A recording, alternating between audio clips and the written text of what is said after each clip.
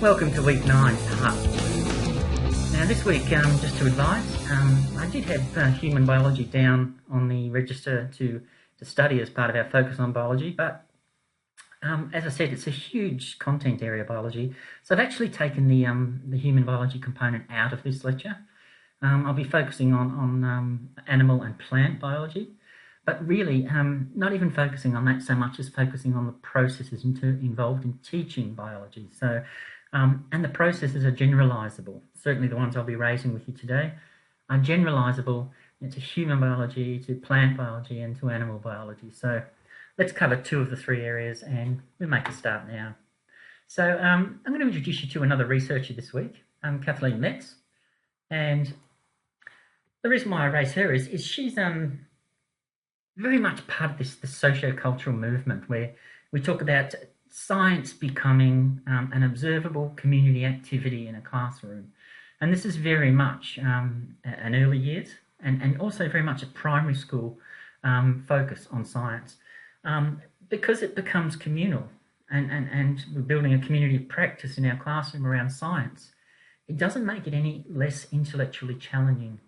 And that's why Metz is so interesting, because she actually takes Piaget on. Piaget says that, a curriculum needs to be age appropriate. And this whole notion of designing curriculum like a cage that fits different age groups, Metz takes that head on, and she says what we need to do is scaffold independent inquiry, not design a cognitive cage for our students. And I'm not sure what side of the fence you sit on, but I think Kathleen Metz makes a lot of sense. She argues that young children are able to think and work at more sophisticated levels than what we as teachers often accept. In other words, we don't get out of their way, we get in their way, and our curriculum and our method and our processes can often block what is a natural inquiry. Now this is very Steiner, this is Emile Reggio, this is very liberal schooling philosophy, but it's got its place in science. Children can carry out experiments that involve hypotheses. They can manipulate and control variables, and they engage frequently through imaginative and inferential thinking. And this means that science can be taught in a purposeful way. It can be engaging. And we studied a whole week on engagement, so we know what we've got to do with engagement. We can engage their minds, their imaginations, and their hands and bodies in active observation, in questioning, investigation, design, and in the management of data. Now, that management of data is a big part of Metz's model. Now, Piaget has us seeing the child pretty much as a blank page, and a blank page intellectually and cognitively is a novice. So children come to us in most domains as novices, and the knowledge of the novice is therefore limited. Now, Metz says we should begin to fill that page right from the first outset. So what we do is we give them something to observe, something that they really engage with, something simple. And it could be something they're familiar with, something they're not familiar with. Crickets, mice, fish, birds, anything small. Anything small that can have its context in your classroom.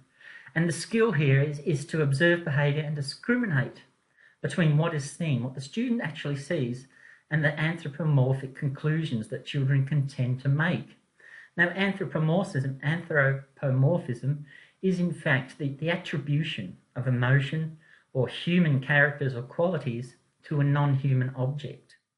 Now, animism, for instance, the old pagan spiritual practices, was anthropomorphism in a way. And of course, anthropomorphism is in fact a scientific no-no.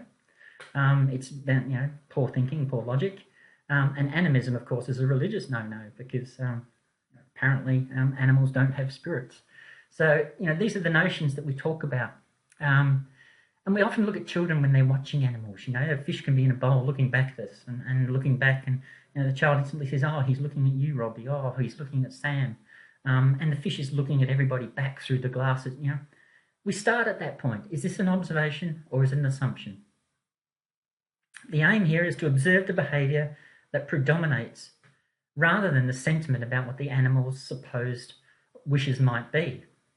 And so the practice we engage in the student here in, the practice skill, is one of developing the skill of inference here.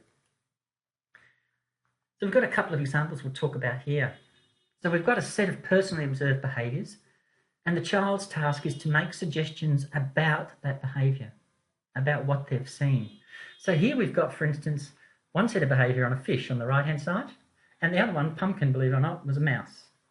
And Pumpkin has a colleague who will appear on the next slide. But here we've got the teacher setting up two observational techniques. And we can see here the observation inference. This one is very, very clear and transparent. The fish is flicking its tail. Why do I infer? It wants to swim. Now, 1, 2 and 3 are pretty good. By the time that the learner here gets down to 4, it's propelling its backwards. We're starting to see the emotion come in. The anthropomorphism is starting to ramp up a little bit here. It is scared. Now, it may well be scared. It's an inference, but certainly this is something that you'd pick up as a teacher, isn't it? Number 6, he is looking at Robert, and it thinks he is interesting. So we can see here some real projection, as Jung might say. Obviously this student thinks Robert's interesting, and he's attributing that to the fish. Pumpkin. This is an interesting activity, this one. And this is very Metz-like, this activity. The students are given 10 little stickets, and they're numbered 1 to 10. And what the task for the learner is they have to map their mouse's movement over 10, 15-second intervals. Now, the teacher structures this by calling out now. Every time 15 seconds elapses, the teacher says now, and the student puts down on their little map the equivalent replica of where their mouse is. And in that way, they're actually charting a time and motion study for their mouse over a 150-second period, 2.5 minutes. So you can see pretty much here what's going on. Little Pumpkin, as it moves around its pen, and we now have something from which we can make inferences. More importantly, we can replicate it, because Pumpkin can do this on the hour, every hour. We can then collate the data, and we can turn it into a spreadsheet, we can turn it into a graph. We're starting to elaborate and really develop. And you can see what the building here, the child as the scientist here, the mind and body is going to work. So here's another little example over here from Tytler, Haslam and Peterson. Now they come up with lots of really good little examples here for teachers. Jenny, in this case, as you can see here, very, very much reflects our earlier research from last week, that children's concepts of animals are very much action-based. And look, Panda is the second mouse. And then you see what Pumpkin and Panda. And Panda here is engaged in a whole lot of movement and activity, climbing, looking, drinking, running, hiding, sniffing. Again, this is tallying behaviours over a period of time, observation. Now, it's important to consider the data and discuss what the time sampling and observations do not tell us as a whole class. Now, often students individually get stuck in their frameworks. Remember, they are novices. So bringing the class together actually opens up the dialogue. It becomes a very, very social and cultural sharing. So we can then bring these observations to the group. The observations can be tabled, and we can ask, when we look at each of these observations, which warrant further investigating, which can be investigated, which can't. How do we go about doing the investigations? What might our research questions be?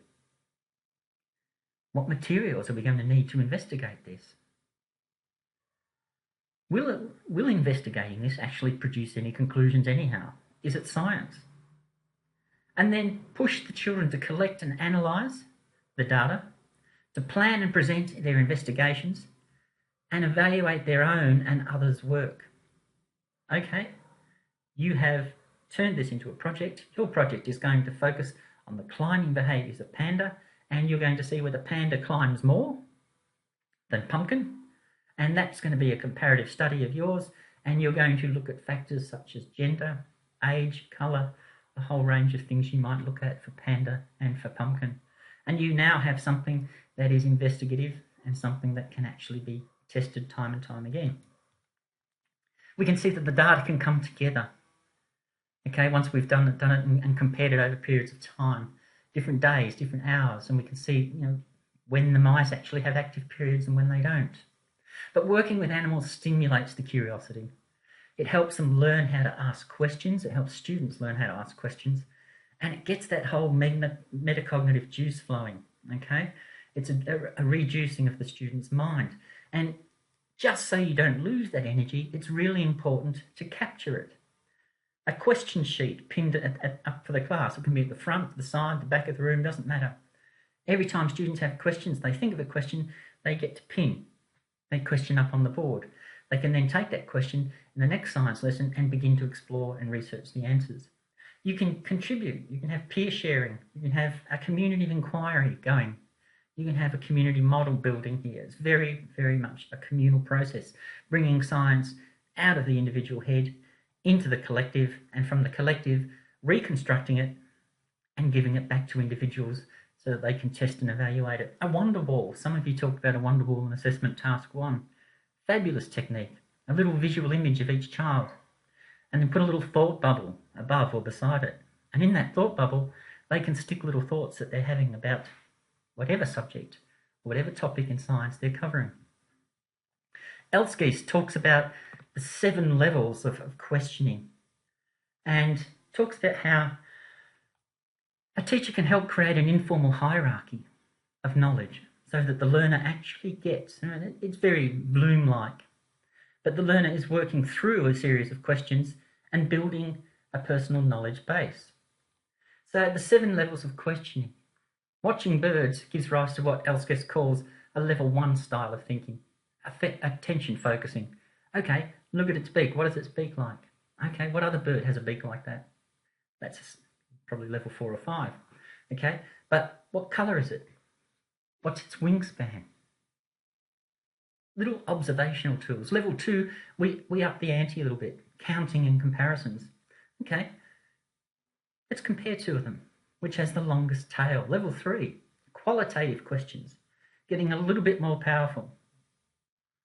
We look at the similarities and the differences. For instance, we may take 2 different species. What do snails and fish have in common? What do they have differently? An earthworm and a snake, a blue-tongue lizard and a gecko. Level 4 thinking are our action questions. What would happen if a spider was crossing the pathway, it came to a puddle, and the puddle was too deep for it to go? What would it do? Interesting.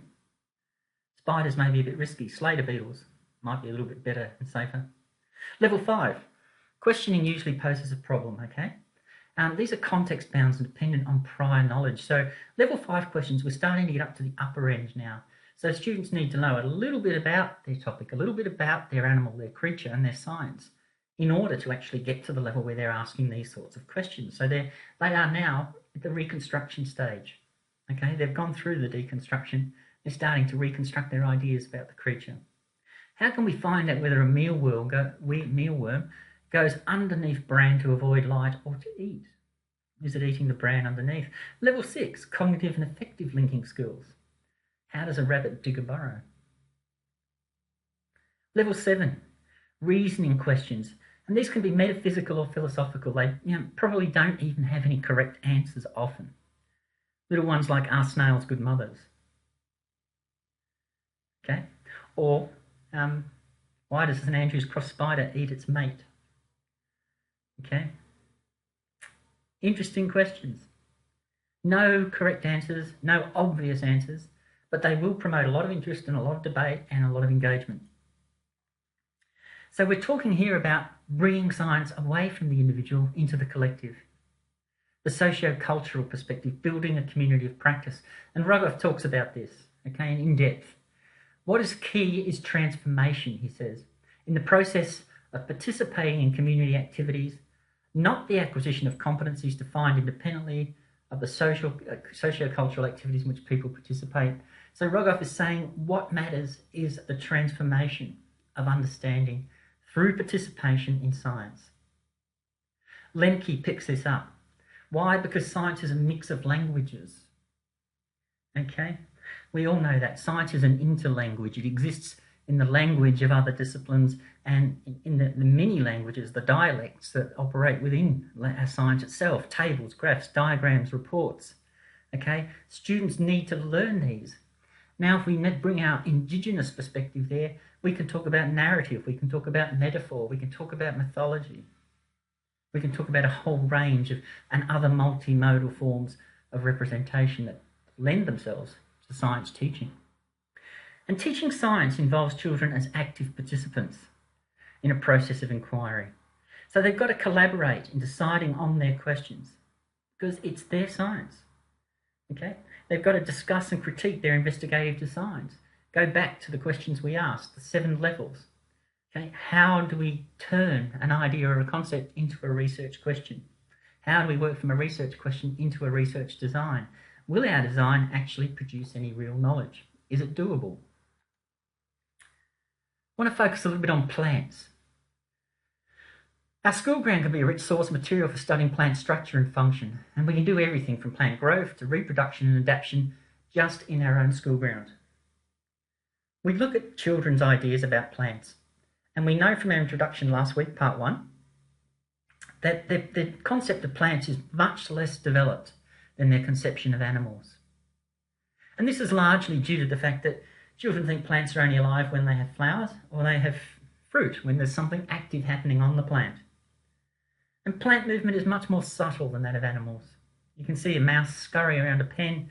It's, the old phrase, watching the grass grow.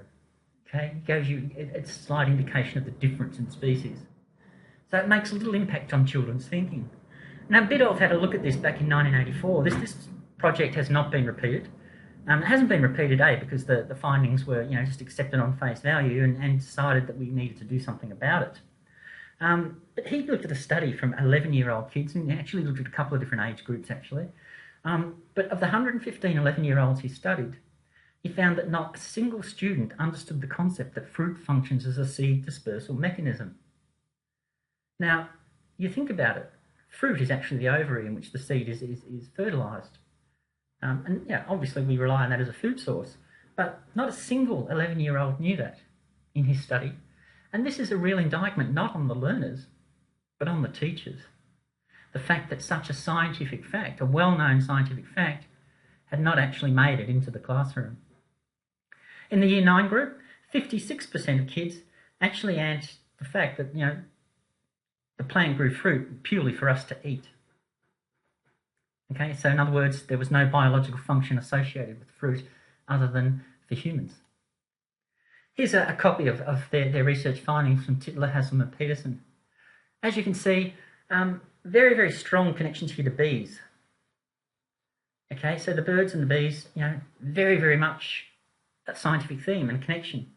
But we can see here, 30 out of 115 to grow seeds, and only 5 in the 7 to 8 group. So we can see there's quite a few misconceptions. The main reason a plant has flowers is to grow seeds, to make it look nice. Okay, you can see in the 7 to 8 group, very strong support for that. To grow fruit. Number 8, I don't really know why it has flowers. Number 9, I've never thought about it. Now, it's a bit of an indictment, isn't it? At least 1 to 7 reflect a little bit of knowledge, whether it's anthropomorphism or whether it's a different kind of knowledge. But when we look at prompts 8 and 9, it really points to a gap in our teaching. Now, almost a quarter of kids don't know why it has flowers in the 7 to 8 group, or never thought about why. So they're not thinking about it. What's happening in our science classroom? Plant nutrition. Pupils find it difficult to conceptualise plant body mass coming from invisible atmospheric gases and waters, photosynthesis, taking the sun's energy, transforming it to atmospheric carbon dioxide into simple sugars and starches for food. Students are much more able to identify solid substances such as soil and water as a food source for plants. So, again, this is still happening in our classrooms now. The Phyla in the realm of plants. Now, what kind of plants are there? How many different species? How many different groups? How do you group them down? What are the groups called? But there are a number of broad phyla in the realm of plants. The main one, of course, is the angiosperms, flowering plants. They're the ones that get a lot of our attention. But there are others also which don't flower, such as conifers, firs, and mosses. Okay? And these are also worth studying. Children tend to recognise and identify plants mainly in terms of their large-scale anatomy and where they live. So, again, the emphasis here from Tunnicliffe and Rice is that children should be encouraged to observe the finer details of plant structure and to link plant features with their environmental adaptive functions. So the risk we run is we can get children to identify plants. We can get them to say, yes, it's an angiosperm, yes, it's a moss, yes, it's this, yes, it's a fern. But by doing that, we're getting them to focus on the plant, not the environment. And we're not getting them to focus on that whole issue of adaptation, which is really, really important. By focusing on the forest or on the tree, you're actually missing the entire forest. And you know, again, this is what we've got to do. We've got to reorient our science teaching to bring the forest into focus so that both the tree and the forest are put in relation to each other. So we've got to help the learner understand the ways in which plants and other species affect and are affected by their environments. So when we look at plant reproduction, and you know, here we can talk about sexuality, I suppose, and reproduction. The important aspect of flowering plants. For instance, you know, we have our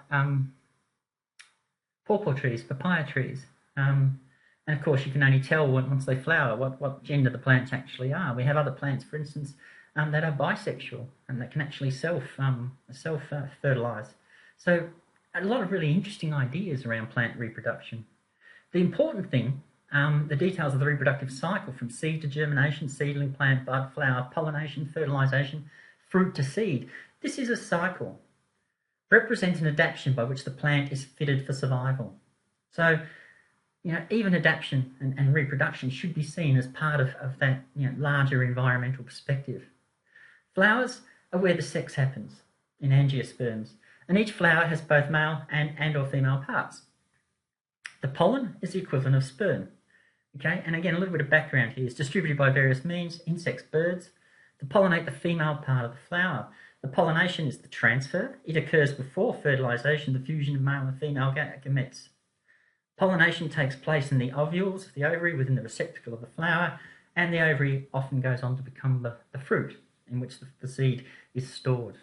So a couple of principles here that we as teachers need to be clear on before we actually take it to our students. So why do plants have flowers? Symington and White did a study where they asked a whole lot of kids about why plants have flowers.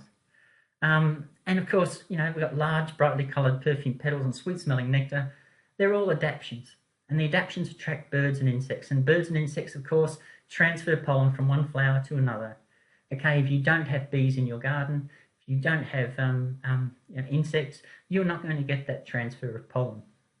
Flowering plants that rely on wind for pollen transfer are less conspicuous. Okay, they're generally less visible. The position of the stigma varies in different plant species, commonly found above the stamens, hibiscus. So it's less likely for pollen from the same flower to adhere to the stigma, so it's less likely to self-fertilise. The evolutionary advantage, cross-pollination, we know, strengthens the genus, it strengthens the species. Self-pollination or self-fertilisation, okay, is probably the worst of two paths. Cross-pollination is stronger. We all know that it enhances adaptation and it also strengthens and renews the gene pool in all species. And I won't talk about any Tasmanian jokes here. Following fertilisation, the ovary of the flower becomes the fruit that contains, protects and nurtures the seeds. When was your last plant dissection? If you haven't done one as a student, then maybe you should do one before you become a teacher. Collect some plants, arrange. Get yourself a scalpel or a sharp pair of scissors. There's a safety issue here if you're working with kids. You may have to cut the flowers beforehand and issue them with tweezers. Organise a plant dissection and then undertake some real-life drawing of what's found. Repeat it in your classroom. It's a fabulous activity. All kinds of questions we can ask. Why do plants have different means of seed dispersal? Water, animal, wind. Why does a dandelion release thousands of seeds on the wind?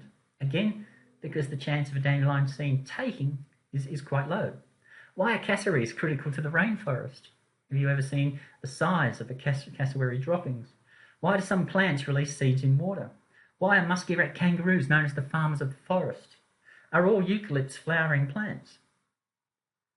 The answer to the last one is yes. If you haven't done a plant dissection, do one. Do one first yourself so that when you repeat it with your students, you can actually be the guide on the side. You actually can help students work through it and help structure their inquiry process. And we can see here what happens. Now, when we're drawing from real life, when we're taking kids out into real life, this one on the left actually was a science class. But when you have a look at it, it looks more like an art class, doesn't it? We've got the smiling pot plant. We've got down here, I'm not quite sure what that is. I hope it looks like a tree of some sort. Here we've got a plant. And over here, this is what happens when we dissect. We've got the whole. Then we've got the dissection, the seed, and it's been taken away from the plant. And the student, as you can see, is now drawing with some real insight into the structure and the format and the context. They're challenging the stereotypes of the art class type science. And, again, try a plant dissection. Get them to draw at each stage, real life drawing, still life drawing. Get them to draw at each stage what they see. Going back to TPAC, okay, again, heading to your assessment task. We are working on building your technical knowledge, your content knowledge. We've got 2 weeks left, Earth and Space Science once we're done this week.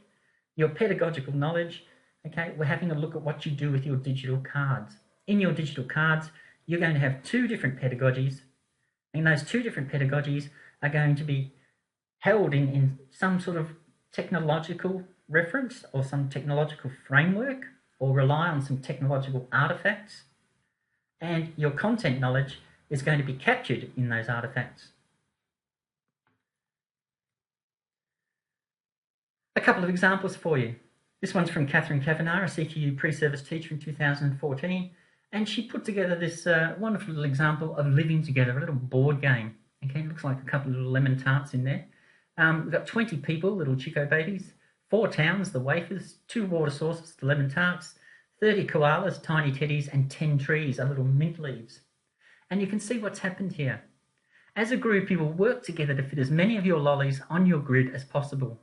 You will need to follow these rules. You must place all your people and towns on the grid first. You must place both your water sources on the grid. Your people can't be moved more than 5 squares from a town. You need to place where your trees no more than 5 squares from a water source. Your koalas must be next to a tree, and each tree can only have 3 koalas next to them. Koalas cannot be closer than 5 squares to a person or a town.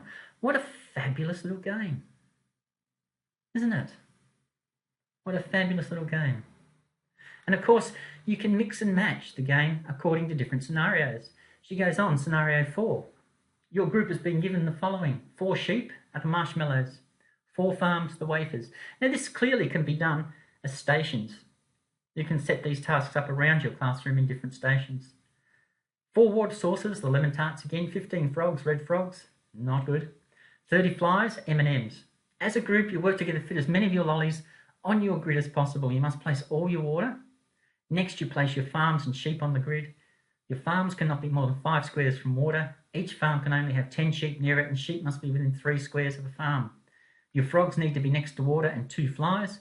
Frogs cannot be closer than 2 squares to a farm or a sheep. Looking again at the complexity of ecosystems.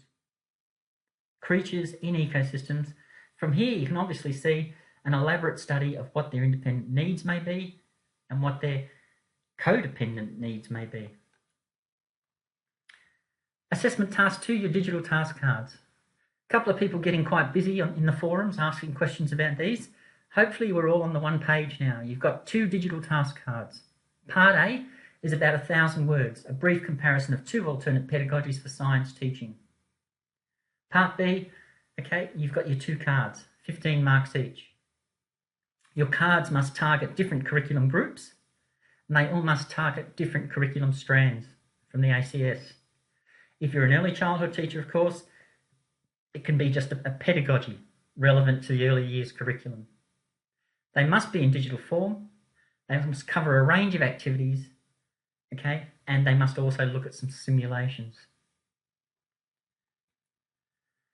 Using plant trails. Plant trails are a real life representation, and there's some good ones online too. For instance, a couple more resources for you. I gave you a couple last week, and we looked at some of the simulations. The Gould, the Birdwatchers League, the Gould League of Australia, got a fabulous real life plant trail online. So if for some reason you can't get to plants in your own school, and inner city schools may struggle with that, you can get to a botanic garden. If you can't get to a botanic garden, you can get to a park. If you can't get to a park, you've got the Gould League. Or you can set up something comparative between your own school and the Gould League, depending on what you want. The essential nature of a trail is that it takes students through a structured observation experience. It asks them to notice significant features of plants and become more sensitive to plants in their environment. Botanic Gardens Online too gives some really good insights into how Indigenous people's use of plants can be incorporated into curriculum resources and resourcing. So, you know, again, a couple more resources for you here to think about when you're putting together your digital cards. That's all from me for this week. There will be no Zoom session on Wednesday. Please just keep your questions coming via the forums. Thank you. Oh, I did have one more slide. Plant growth and cycling of matter. A couple more things you may want to consider for your slideshow and for your digital cards. You may want to look at plant experiments and just the growing of plants. Beans or lentils are very good in soil and cotton wool. A really great little comparison, well known, well exploited and much abused. You can chart the way roots shoot and roots develop. You can monitor the growth of the plants in conditions of light, or you can manipulate different amounts of water, soil and or cotton wool. And the only thing is the difference, I mean, we've got some online simulations I showed you last week on these. The only difference here is, of course, that the real life ones take a little bit more time to complete. Summary. School ground invertebrates provide the opportunity to focus on animal structure and function, adaptation, reproduction and life cycles, and ecological concepts such as food webs and energy flow. Animal behaviour introduces investigative principles as a powerful way to engage children in learning about science and scientific practice. And the biology of plants can be explored in the context of school ground plants, with an emphasis on plant structure and function, reproduction and the cycling of matter. That's definitely it for me this week. Thank you very much.